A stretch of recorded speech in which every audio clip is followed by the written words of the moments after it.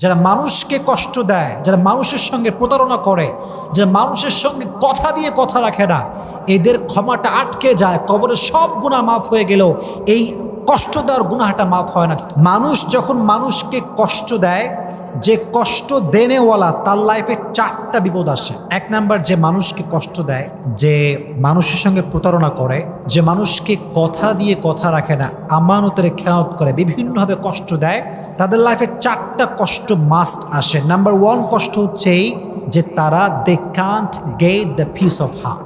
তারা মনের প্রশান্তি হারিয়ে ফেলে। মনের প্রশান্তি কোথাও তারা খুঁজে পায় না। মনে রাখবেন, যদি আপনি কাউকে কষ্ট দিয়ে থাকেন তাহলে আপনার মনের যে সুকুন, যে রাহাত, যে পিস, যে শান্তি, এটা হারিয়ে যাবে।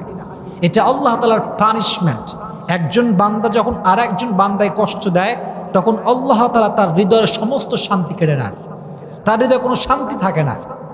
এখন আপনি বলবেন যে হুজুর, কত মানুষ আমারে কষ্ট দিল, ওদেরকে দেখি ডাটসে ঘুরে বেড়ায়, কোনো অশান্তি নাই, টাকা পয়সা, গাড়ি বাড়ি বউ, কোনো কিছুর অভাব নাই, ডাটসে ঘুরতেছে, তাহলে আপনার কথার ব্যাখ্যাটা কি দাঁড়াবে?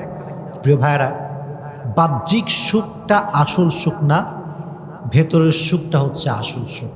কথা বলেন ঠিক কিনা? আসল সুখ হচ্ছে ভেতরের সুখ। পিস অফ হার্ট যার নাই, পিস অফ মাইন্ড যার নাই, তার পুরো পৃথিবী থাকলেও তার কোনো কিছু নাই।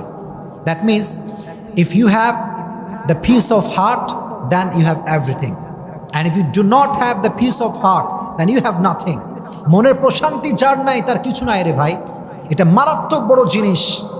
এজন্য যারা মানুষকে কষ্ট দেয় তাদের মনের প্রশান্তিটা হারিয়ে যায়। কাউকে কষ্ট দেবেন না।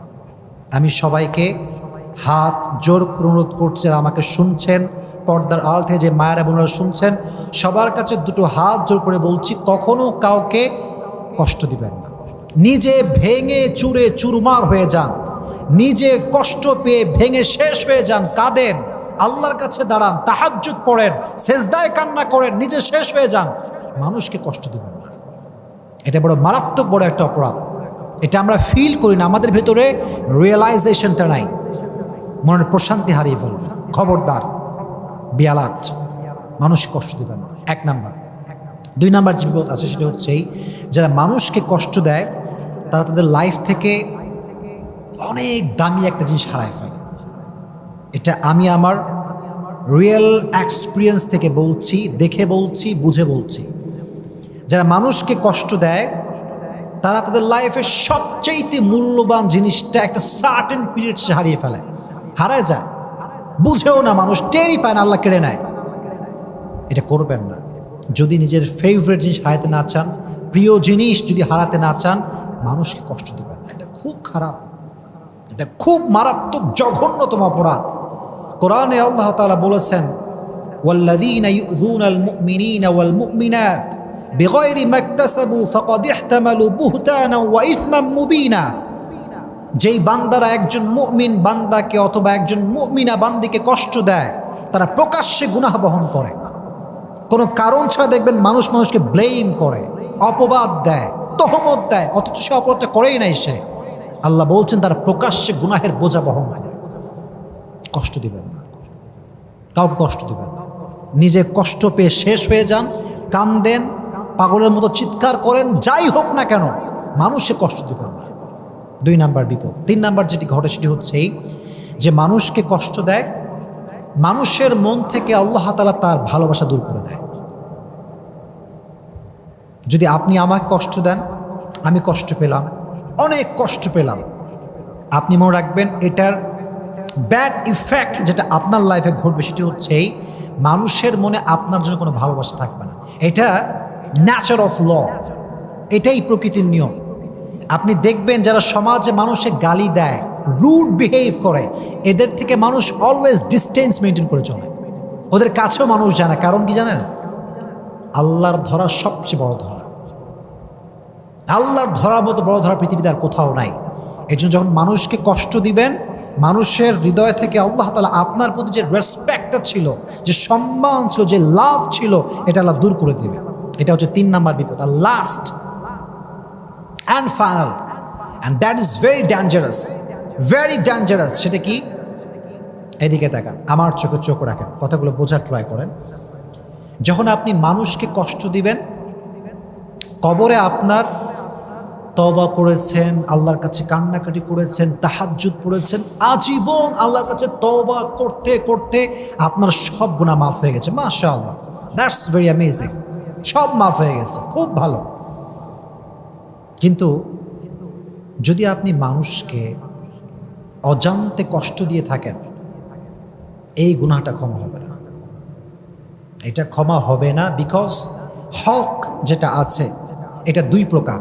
একটা হচ্ছে হকুল্লাহ, একটা আল্লাহর হক, আর একটা হচ্ছে হকুল ইবাদ, বান্দার হক। আল্লাহর হক, নামাজ পড়বেন, পড়েন নাই, তওবা, ক্ষমা করে দিবে আল্লাহ। আপনার আল্লাহর হক, সামর্থ্য হয়েছে হজ করতে হবে, করেন নাই, আল্লাহ ক্ষমা চাই, তওবা করলাম, আল্লাহ আবার করব, আল্লাহ মাফ করে দিবে। এটা ক্ষমা হতে পারে, বিকজ আর রহমান আর রহিম, he is the most merciful, the most gracious, the most kindful. সবচাইতে দয়াময়, সবচাইতে মায়াময় একজন। জবান খুলে বলেন তিনি কে? আল্লাহ হচ্ছেন সবচাইতে মায়াময়। এটা ক্ষমা হতে পারে। বাট হকুল ইবাদ, বান্দার হক, বান্দা ক্ষমা না করলে ক্ষমা হয় না। This is very dangerous. This forgiveness depends on the person whom he has offended. আপনি যাকে কষ্ট দিয়েছেন, যেই ব্যক্তি যাকে কষ্ট দিয়েছে, এটার ক্ষমা এক্স্যাক্টলি ওই ব্যক্তির উপর নির্ভর করে যাকে সে কষ্ট দিয়েছে। সে যতক্ষণ পর্যন্ত ক্ষমা না করবে ততক্ষণ পর্যন্ত ক্ষমা হবে না। এজন্য প্রিয় ভাইরা, যারা মানুষকে কষ্ট দেয়, যারা মানুষের সঙ্গে প্রতারণা করে, যারা মানুষের সঙ্গে কথা দিয়ে কথা রাখে না, এদের ক্ষমাটা আটকে যায়। কবরের সব গুনাহ মাফ হয়ে গেলেও এই কষ্ট দেওয়ার গুনাহটা মাফ হয় না যতক্ষণ পর্যন্ত যাকে সে কষ্ট দিয়েছে সে যতক্ষণ পর্যন্ত মাফ না করে ততক্ষণ পর্যন্ত এই বান্দার ক্ষমাটা আটকে যায়। জোরে বলেন নাউজুবিল্লাহ। আমাদেরকে আল্লাহ হেফাজত করুক, আল্লাহ আমাদেরকে আমানত রক্ষা করার তৌফিক দান করুক। আপনারা সকলেই পড়েন আমিন। কথার মাধ্যমে কষ্ট দিবেন না, আঘাত দিবেন না। যতটুকু পারা যায়, your behavior should be soft, should be normal. When you are talking about Quran and Sunnah, your face should be smiling. When you are talking about the Hadith, you have to give your speech according to Quran and Sunnah. যখন যা করছেন সব কিছুতে দুইটা source থাকবে, এটা কোরআন আর একটা সুন্নাহ। যদি বলেন কয়টা সোর্স? কোরআন এক নাম্বার, দুই নাম্বার কি? সুন্নাহ। মাশাআল্লাহ, এটা ফলো করবেন। তাহলে আমরা দুই নাম্বার বিষয় জানতে পারলাম, যতদিন বেঁচে আছি কোনোদিন কাউকে কষ্ট দিয়ে একটা কথাও বলবো না। আমরা সকলেই বলি ইনশাআল্লাহ।